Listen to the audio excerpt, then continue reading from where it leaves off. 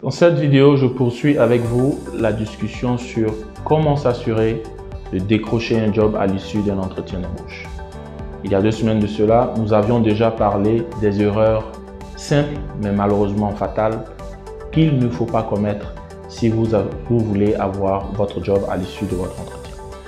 Il y a 2 semaines, j'avais parlé de 3 erreurs. Dans cette vidéo, je parlerai de 3 autres erreurs.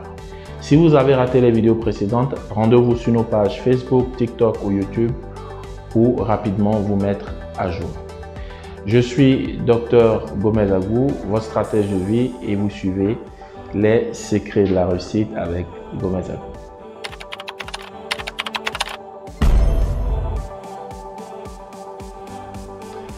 Première erreur très simple, mais très importante que les gens commettent, c'est d'être trop froid ou même parfois hostile lors d'un entretien d'embauche. Vous connaissez l'adage qui dit « la première impression compte » parce que la première impression finit toujours par se loger dans le subconscient de l'autre. C'est de la psychologie pure. Lorsque vous rencontrez la première fois vos recruteurs, la première minute, c'est un instant essentiel. Vous ne voulez pas apparaître froid ou hostile. Au contraire, vous voulez apparaître chaleureux, amical. Si c'est un entretien en ligne, vous voulez, dès que la vidéo s'allume, leur donner un large sourire. Et si c'est un entretien physique, vous voulez d'abord donner une très ferme et chaleureuse poignée de main, suivie d'un très large sourire. Pourquoi? Parce que si vous êtes à l'entame de l'entretien froid ou tendu, vous allez finir par créer ce que l'on appelle en psychologie l'effet miroir. C'est-à-dire parce que vous êtes tendu et froid, vous allez finalement rendre les recruteurs tendus et froids. Et cela peut sûrement jouer en votre défaveur au cours du déroulement de l'entretien. Deuxième erreur à ne jamais commettre, c'est mentir. Et oui, j'utilise le terme très peu diplomatique, bien évidemment, pour attirer votre attention. Vous ne voulez pas dire des contre-vérités au cours d'un entretien, que ce soit pour vanter vos qualités ou vos compétences ou pour obtenir quelque chose. Parce que tôt ou tard, soit durant l'entretien ou après l'entretien, les recruteurs finiront par se rendre compte que vous n'avez pas dit la vérité et cela finalement jouera en votre défaveur lorsqu'il s'agira de choisir l'heureux ou l'heureuse élue. Par exemple, certaines personnes, parfois pour demander un salaire ou une rémunération plus élevée, prétendent avoir des revenus actuels qui sont plus importants que ceux qu'ils ont en réalité. C'est une erreur. Parce que généralement, soit à la fin de l'entretien, le recruteur va demander votre fiche de paye avant de vous choisir, ou pourrait même se renseigner sur les niveaux de salaire dans l'entreprise ou dans le secteur dans lequel vous exercez. Et à la fin, ils se rendront compte que vous n'avez pas dit la vérité et cela pourrait vous amener à être éliminé. Pas parce que vous avez demandé un salaire plus élevé, mais parce que vous n'avez pas dit la vérité.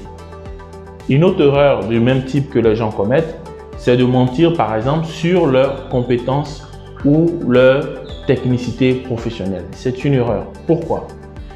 Parce que généralement, soit au cours de l'interview, les recruteurs vont rapidement se rendre compte que vous n'avez pas les compétences que vous prétendez avoir, ou plus tard, les gens finiront par se rendre compte. Alors bien évidemment, il y a une différence entre vanter ses compétences ou ses qualités techniques et prétendre avoir des qualités ou des compétences techniques qu'on n'a pas. Si vous prétendez avoir des compétences ou des qualités techniques que vous n'avez pas, même si vous êtes recruté et que les recruteurs ne s'en sont pas rendus compte au début, il adviendra dans le futur, dans l'entreprise, que des besoins de l'entreprise exigeront que vous puissiez faire montre des qualités que vous avez prétendu avoir lors de votre entretien. Si l'on se rend compte qu'en réalité, au pied du mur, vous n'avez pas les qualités que vous prétendiez avoir, les gens finiront par avoir un arrière-goût. Rappelez-vous qu'en entreprise, les gens veulent des gens qui ont de bonnes qualités humaines, des personnes honnêtes. Et cela, lorsqu'on se rendra compte que vous aurez menti, pourrait jouer en votre défaveur dans votre carrière au cours de votre temps dans cette entreprise. Dernière erreur que vous ne voulez pas commettre au cours d'un entretien, c'est être médisant. En particulier, être médisant sur l'entreprise actuelle que vous essayez de quitter ou sur les collègues avec qui vous travaillez actuellement. Souvenez-vous, j'en ai parlé dans une des vidéos, que lorsque vous entrez dans un entretien, vous y entrez avec un esprit. L'esprit doit avoir 3 branches. Première branche, on veut quelqu'un de passionné. Deuxième branche, on veut quelqu'un qui techniquement est bon. Et troisième branche, on veut quelqu'un qui a une belle âme, qui a des valeurs morales. Médire les autres ou médire une entreprise, ce n'est pas une valeur morale, ce n'est pas une bonne attitude. Si vous voulez montrer votre intérêt ou votre admiration pour l'entreprise que vous êtes en train de courtiser, vous n'avez pas besoin de dire du mal de l'entreprise que vous essayez de quitter ou des collègues que vous essayez de quitter. Il faut simplement vanter les qualités ou les points forts de l'entreprise que vous essayez d'intégrer. Ensuite, médire l'entreprise qu'on essaie de quitter ou les collègues qu'on essaie de quitter laisse toujours un arrière-goût pour les recruteurs. Pourquoi? Parce qu'ils savent que le jour où ils vous auront pris dans leur entreprise, quand vous tenterez de quitter leur entreprise à eux, qu'est-ce que vous allez faire? Vous allez aussi médire l'entreprise que vous êtes actuellement en train de courtiser. Dans un tel cas, les recruteurs vont hésiter à vous recruter. Donc, une chose à ne pas faire, c'est médire. Alors, 3 erreurs essentielles dans cette vidéo que vous voulez éviter. Être froid à l'entame de l'entretien, mentir ou médire l'entreprise que vous essayez de quitter. J'espère que cette vidéo vous permettra d'éviter les erreurs que j'ai mentionnées et surtout vous permettra de décrocher votre job de rêve dans votre prochain entretien. Merci et à très bientôt.